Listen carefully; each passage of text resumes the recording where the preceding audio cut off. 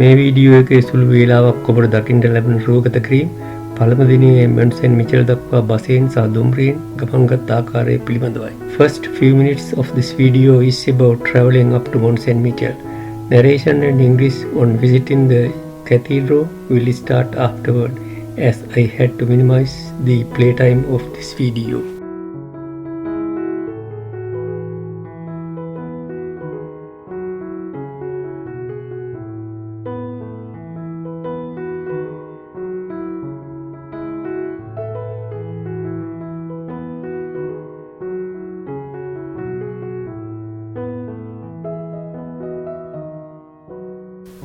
Budget Travel YouTube video channel එකට පිවිස ඔබට ආයුබෝවන්.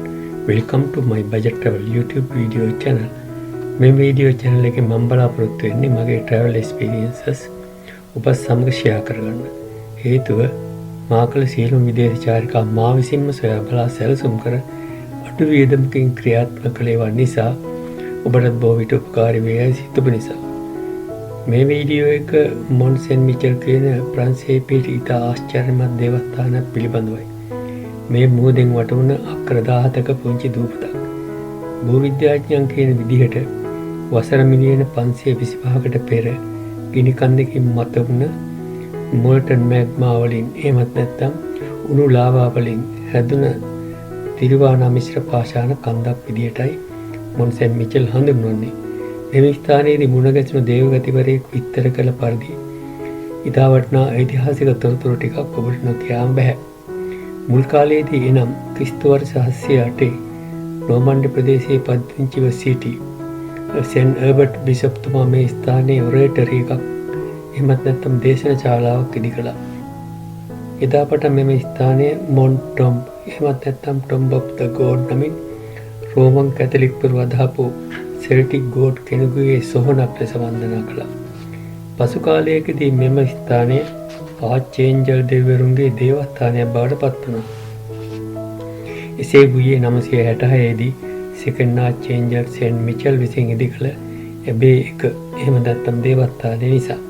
එතෙන් පටන් මෙම ස්ථානය මොන්ට් සෙන්ට් මිචෙල් කියලා හඳුන්වනු ලබනවා. මෙම දේවස්ථානයේ මුදුනේහි අහසට විහිදෙන කුරුසියෙහි රඳවා තිබෙන සෙකන්ඩ් ආර්චේන්ජල් සෙන්ට් මිචෙල් දෙවියන්ගේ අනුරූපය අදටත් ඔබට දකින්නට තිබෙනවා. 1337-1653 දක්වා ඉංග්‍රීසීන්ගේ සියවසක යුද්ධය පැවති කාලයේ 1434 ජූනි 17 වෙනිදා මෙම දූපත අල්ලා ගැනීමට ඉංග්‍රීසීන් විසින් පහර දුන්නා. නමුත් එය අසාර්ථක වුණා.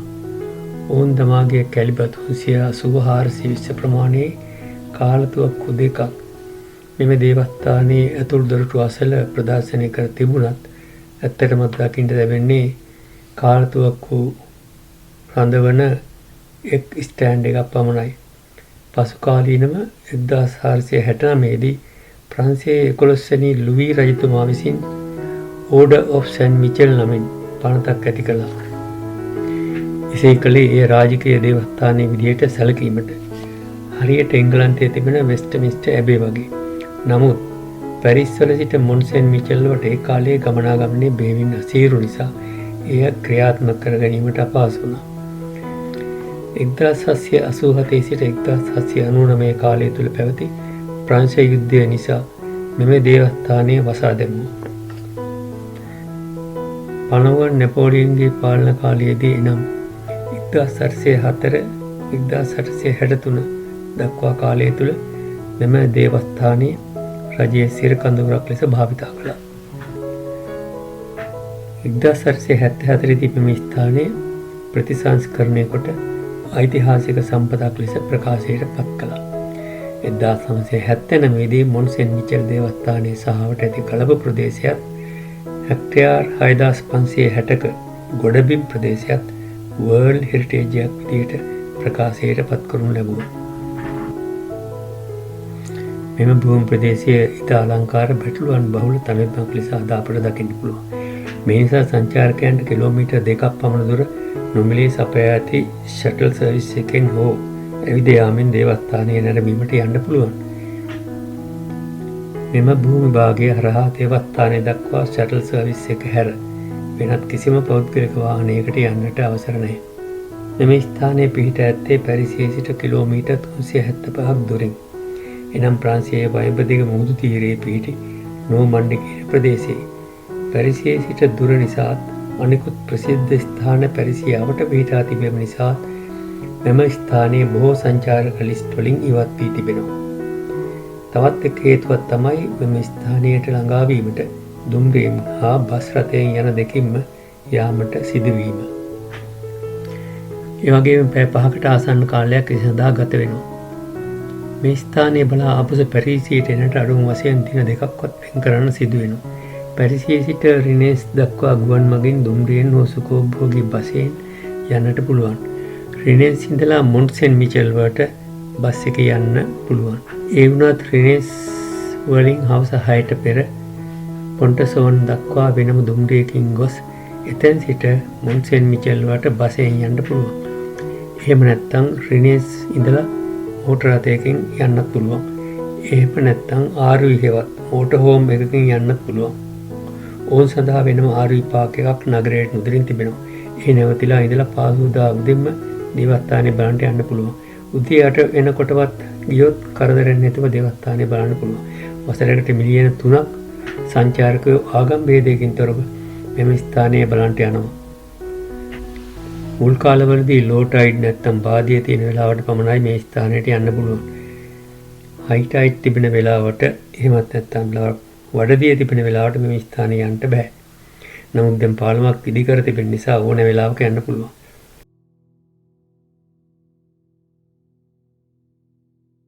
සංචාරකයන් ෆ්‍රී ෂටල් එකට නගින්නට බලා ඉන්නවා. Visitors are waiting for the free shuttle. Civil මගින් දේවස්ථානයට මීටර් 400ක් පමණ තියෙද්දී ෂටල් එකෙන් බහින්න ඕන. Passengers are unloaded about 400 meters before the main entrance.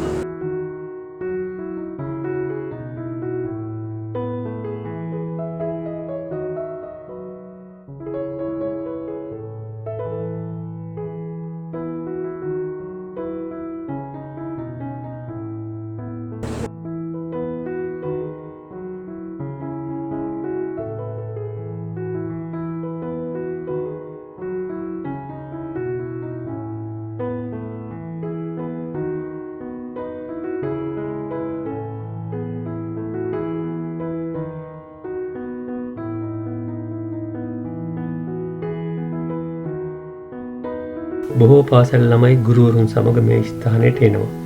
හැබැයි ඒගොල්ලෝ එන්නේ දේවස්ථානයේ නරඹන්න නෙවෙයි. ඕන් එන්නේ උදේට බාදියෙන් වතුර බැස ගියාට පසු කලපුවේ ඇවිද මුහුදු ජීවීන් පිළිබඳව ඉගෙන ගන්නයි.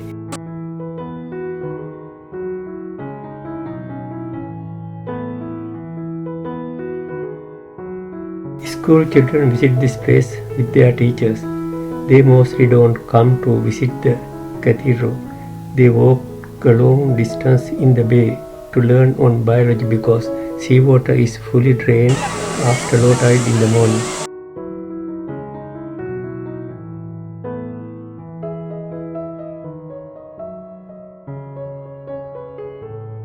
කලපුවේ මුහුදු වතුර බැස ගියාට පසු දේවස්ථානයේ දොරටුව අසර රැඳී තිබෙන මඩ සහ වෙනත් අපද්‍රව්‍ය මැෂින් වලින් පිරිසිදු කරනවා. Mud and other debris remain near the main entrance after the low tide are cleaned by machines.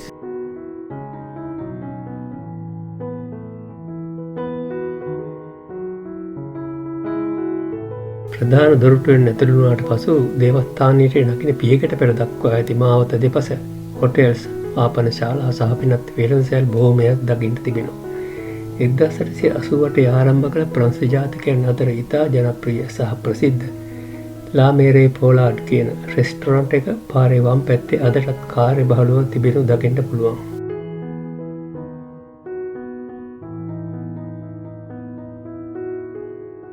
Hotels, restaurants, and other shops are available on both sides of the narrow street up to the stairs of the abbey. Established in 1888, La Mere Pollard restaurant located on the left side of the street is still busy and famous for old French cuisines.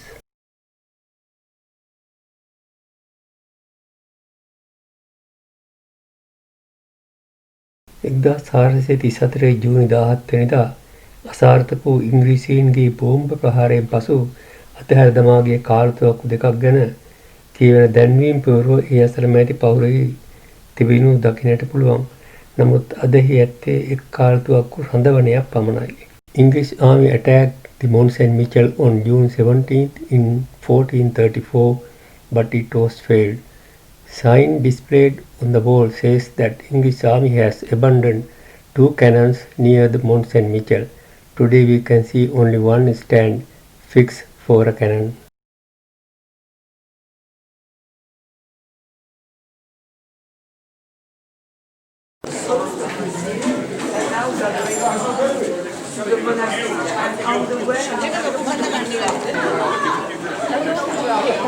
Mouton blanc. Blanc is white. And Cooking smell තමයි ඉන්නේ දිගටම.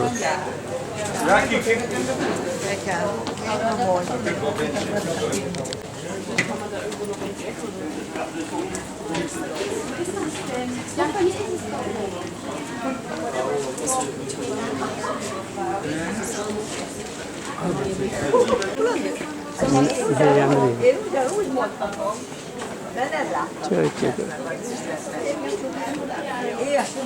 én hányszor mentem már miatta.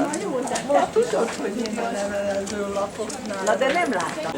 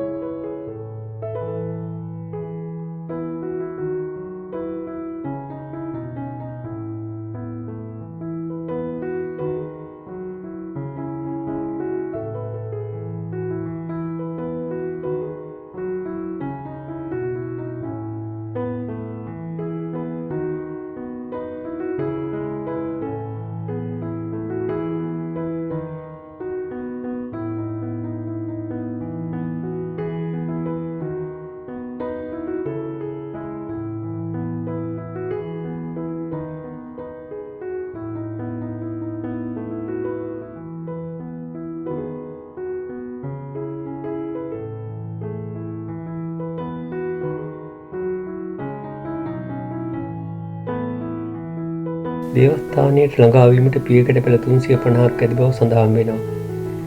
It's said that there are about 350 steps to be climbed to reach the main abbey.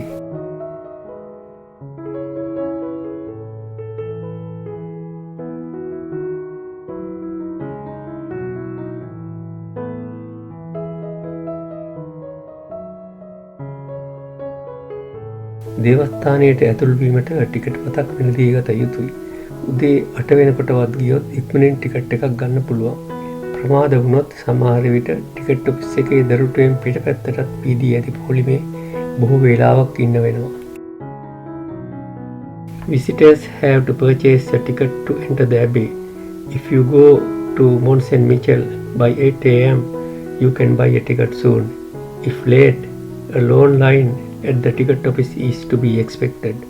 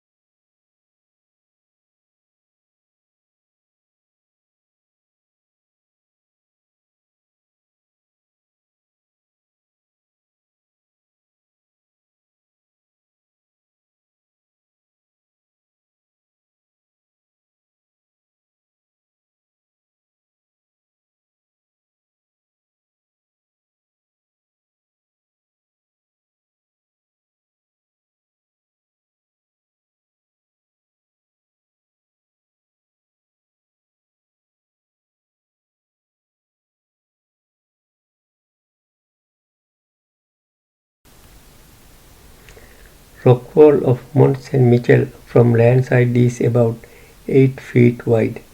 This may be the reason for English army couldn't break the wall. You can walk on top of this wall up to the exit gate when you return after visiting the abbey. From top of the wall, you can see school children have walked far into the bay for their research work. The bay, land, bridge, shuttle buses, and people walking on the bridge is an unforgettable view from the top of the wall.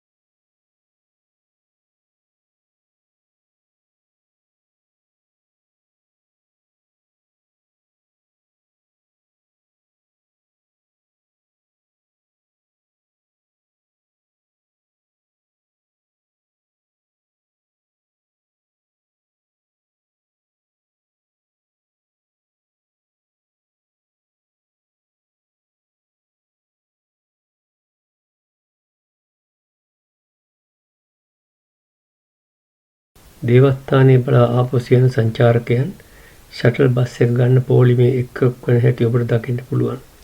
Shuttle එකට නැග මොන්සෙන් Mitchell දෙස ආපසු බැලුව විට පෙනෙන අපූර්ව දර්ශනය නිසා ඔබට නැවත වරක් මොන්සෙන් මිචෙල් නැරඹීමට යන්නට ඇතනම් යැයි සිතෙනු නොඅනුමානයි.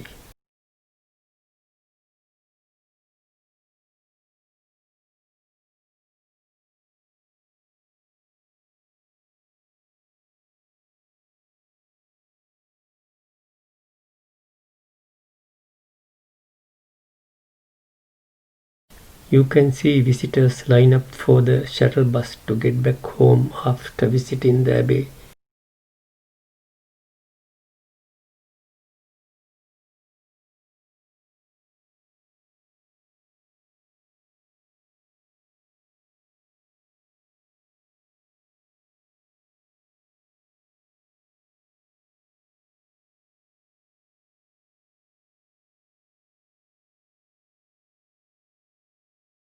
If you turn your head back from the shuttle bus, the view of Mont Saint Michel will make you feel like going again to see the Mont Saint Michel.